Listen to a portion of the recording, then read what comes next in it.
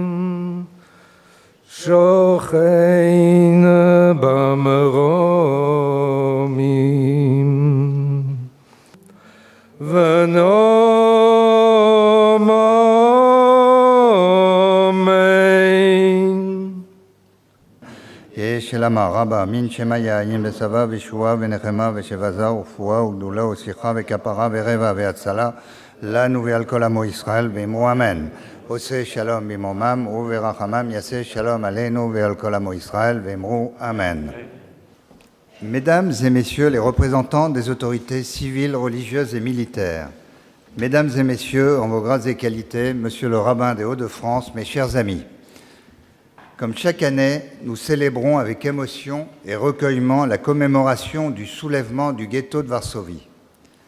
C'est un moment propice pour rappeler que nous sommes désormais les témoins de l'histoire, que nous sommes responsables de la transmission de ce terrible savoir, de la compassion et de l'admiration pour les héros, en partie anonymes, qui sont morts pour ce combat pour la liberté.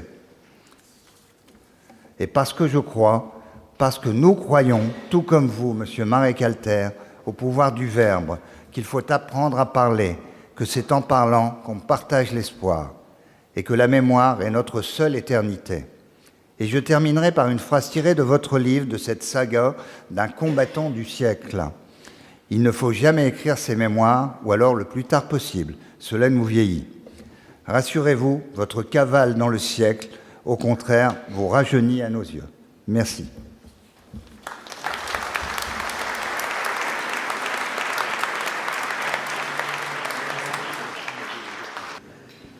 D'abord, merci de cette invitation et d'avoir marié ma présence avec la Varsovie, ma ville natale, 1 million d'habitants, 470 000 juifs.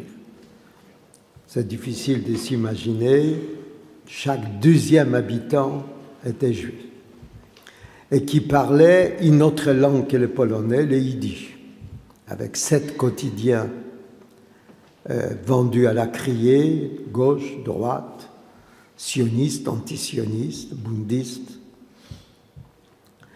C'était un monde, et ce monde n'existe plus.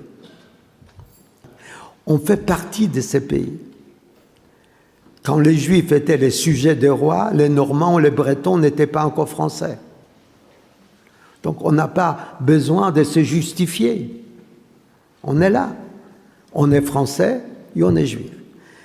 Et il y a un cri qui résume tout ce que je vous dis, tout ce que j'aimerais vous dire, mais sinon on sera là encore demain matin. C'est le cri d'un historien français, Marc Bloch, qui a révolutionné l'enseignement de l'histoire. Il a créé l'école des annales, il était résistant, il était arrêté par la Gestapo et devant un peloton d'exécution, il a poussé un cri. Vive la France, vive les prophètes d'Israël, et il est mort. Merci.